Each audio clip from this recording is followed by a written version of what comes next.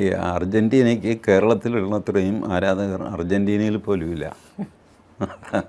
കേരളത്തിൽ ഞാൻ ശ്രദ്ധിച്ചിട്ടുണ്ട്, അർജൻറ്റീന, ബ്രസീൽ ഈ 2 ടീമാണ് കേരളത്തിൽ പോപ്പുലർ.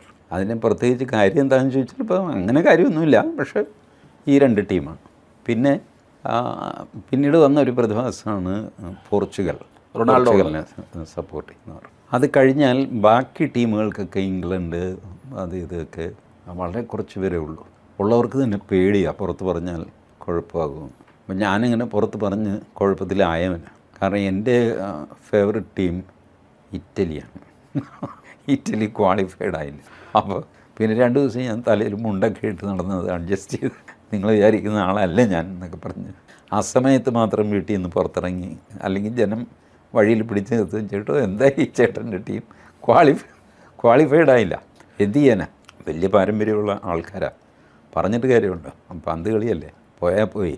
അപ്പോൾ അർജൻറ്റീന വാസ്തവത്തിൽ ആ പരാജയം അർഹിക്കുന്നു. കാരണം അർജൻറ്റീനയ്ക്ക് ഈ ഈജിപ്തിൻ്റെ പ്രാക്ക് തട്ടിയിട്ടു. ഈജിപ്തിനെ അന്യായമായിട്ടാണെന്ന് അർജൻറ്റീനയും റഫറിയും ചേർന്ന് തോൽപ്പിക്കുകയായിരുന്നു. ഈജിപ്തിൻ്റെ മുഹമ്മദ് സലാഹ് എന്തൊരു കുലീനനായ മനുഷ്യനാണ്, എന്താ പെരുമാറ്റം. എത്ര വലിയ പ്രകോപനം ഉണ്ടായാലും ചിരിച്ച് സംസാരിക്കുക, തൊഴുത് ചിരിച്ചുകൊണ്ട് നിൽക്കുക. ഒരു ഇന്ത്യക്കാരനാണല്ലേ തൊഴുന്നത്. ഈജിപ്തിൽ ആ സമ്പ്രദായം ഉണ്ട്, തൊഴുത് റഫറിയുടെ മുമ്പ് ചിരിയും. എന്ന് വെച്ചാൽ നിങ്ങൾ എൻ്റെ ടീമിനെ ചതിക്കുകയാണെന്ന് എനിക്കറിയാം എന്നായിരുന്നു ആ ചിരിയുടെ അർത്ഥം. നിങ്ങൾക്ക് വലിയ നമസ്കാരം, ഇതൊക്കെ ഉണ്ടായിരുന്നു അതിൽ. അപ്പോൾ ഞാൻ വിചാരിച്ചു ആ മനുഷ്യൻ്റെയൊക്കെ പ്രാക്ക് തട്ടാതിരിക്കുക. അർജൻറ്റീനയ്ക്കാണ് പ്രാക്ക് തട്ടുന്നത്, റഫറിക്കൊന്നുമില്ല. അയാൾ കളി കഴിയുമ്പോൾ കാശ് വാങ്ങിച്ച് അയാൾ സ്ഥലം വിടും. ടീമിന് അത് ദോഷം ചെയ്യും. അർജൻറ്റീന ഒരു റഫ് കളിക്കുന്ന ആൾക്കാരാണ്. സ്പെയിനെ എത്ര തവണ അർജൻറ്റീന ഫൗൾ ചെയ്തു. സ്പെയിനിൻ്റെ ഓരോ ഫൗളും പിടിക്കും. അർജൻറ്റീനയുടെ ഫൗള് ഒരുപാടെണ്ണം കണ്ടിൽ നിന്ന് കളിക്കും. ചിലതൊക്കെ പിടിക്കും. അർജൻറ്റീന ഒരാൾക്ക് റെഡ് കാർഡൊക്കെ കൊടുത്തു. അത് വ്യാപകമായ ഈജിപ്തുമായുള്ള മത്സരത്തിൽ വ്യാപകമായ പരാതികളും പ്രശ്നങ്ങളും ഉണ്ടാവുകയും ഈജിപ്റ്റ് തന്നെ ഒഫീഷ്യലായിട്ട് ഫിഫയ്ക്ക് പരാതി കൊടുക്കുകയൊക്കെ ചെയ്യും. അതേസമയം ഏറ്റവും വലിയ നാണക്കേടായത് ഡൊണാൾഡ് ട്രംപ് അയാളുടെ കളിക്കാരൻ്റെ ഇത് കാർഡ് ക്യാൻസൽ ചെയ്തല്ല. അപ്പോൾ അത് ഒരിക്കലും ചെയ്തുകൂടാ. അത് ആരെ ഡൊണാൾഡ് ട്രംപ് ഫുട്ബോൾ കളിക്കുന്നിടത്ത് ഫൈനലിൽ കാണാനും കാരണവരുണ്ടായിരുന്നു കേട്ടോ. അപ്പോൾ എന്ത് വാങ്ങിക്കോട്ടെ, ഫിഫ കൂടുതൽ വിവാദങ്ങളിലേക്ക് വർഷം തോറും പൊയ്ക്കൊണ്ടിരിക്കുകയാണ്. അങ്ങനെ ചെയ്യാൻ പാടില്ല. അതിൻ്റെ വിശ്വാസ്യത തകർക്കരുത്. ഇതിൽ കള്ളക്കളി ഉണ്ട് എന്ന് വന്നു കഴിഞ്ഞാൽ ഇതിൻ്റെ വിശ്വാസ്യത പോവും. ഈ മെസ്സിക്കൊരു കപ്പ് എന്നൊക്കെയായിരുന്നു എതിർ ആളുകളുടെ കളിയാക്കലുകൾ അർജൻറ്റീനയ്ക്കെതിരെ. പൊതുവേ ഇപ്പോൾ ഇറ്റലിയെ ഇഷ്ടപ്പെടുന്നു എന്ന് പറഞ്ഞു. പൊതുവേ ഇറ്റലിക്ക് നാല് വേൾഡ് കപ്പ് ഇറ്റലിക്ക് കിട്ടിയിട്ടുണ്ട് എന്നാണ് എൻ്റെ ഒരു അറിവ്.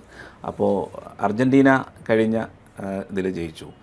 പൊതുവെ എന്തുകൊണ്ടാണ് ഈ അർജൻറ്റീനയ്ക്ക് ഇത്ര ഒരു ആരാധകർ വരാനുള്ള കാരണം എന്താണ്? മറഡോണ ഉള്ളത് കൊണ്ടായിരുന്നോ അതോ? മറഡോണ മുതലാണ് അത് തുടങ്ങുന്നത്. ഇൻഫാക്ട് മറഡോണ ഒരു ഇതിഹാസം തന്നെയായിരുന്നു കേട്ടോ. പറയാതെ മെസ്സിയെക്കാളും ഒരു 3 ഇരട്ടി 4 ഇരട്ടി സാമർഥ്യമുള്ള മനുഷ്യനായിരുന്നു മറഡോണ. ഇത് പറയുമ്പോൾ മെസ്സിയുടെ ആൾക്കാർ ഒരു പക്ഷേ എന്നോട് ദേഷ്യം തോന്നുകയോ ചീത്ത പറയുകയോ ചെയ്യും. അങ്ങനെയല്ല. മറഡോണ ഈ നമ്മളുടെ നാട്ടിൽ TV വന്ന കാലത്ത്, കളർ TV വരുന്ന ആ സമയത്താണ് ഈ ലോകകപ്പ് ഫുട്ബോളും മറഡോണയുടെ കളിയും ഒക്കെ വരുന്നത്. അപ്പം അങ്ങനെ കളർ TVയിൽ നേരിട്ട് ഞാൻ ഫുട്ബോൾ കാണുന്നത് മറഡോണയൊക്കെ ഉൾപ്പെട്ട ടീമാണ്. അതിനു മുമ്പ് പത്ര റിപ്പോർട്ട് വായിച്ചാണ് നമ്മൾ പഴയ Johan Cruyff, Marco van Basten, Gerd Muller, ഇതൊക്കെ ഫോട്ടോയൊക്കെ വെച്ച് പത്രത്തിൽ വരുന്ന ആ ആവേശമുള്ളൂ. നേരിട്ട് കണ്ടിട്ടില്ല. അപ്പോഴത്തേക്ക് ഇവരൊക്കെ പോയി. പിന്നെ മാരഡോണ ആയി, റൂഡ് ഗള്ളിറ്റായി, അങ്ങനെ ഓരോരുത്തരായിട്ട്. പിന്നെ ലോകപ്രശസ്തനായ ഹിഗ്വിറ്റ ഗോളി. അപ്പോൾ ഹിഗ്വിറ്റ അറിയാമല്ലോ, ഹിഗ്വിറ്റ കളിക്കാരനായിട്ട് മാറുമായിരുന്നു, ഗോളി മാത്രമല്ല. NS മാധവൻ്റെ ഒരു കഥയുണ്ട് ഹിഗ്വിറ്റ എന്നൊക്കെ പറഞ്ഞു. അപ്പോൾ അങ്ങനെ അവരുടെയൊക്കെ സമയമായി.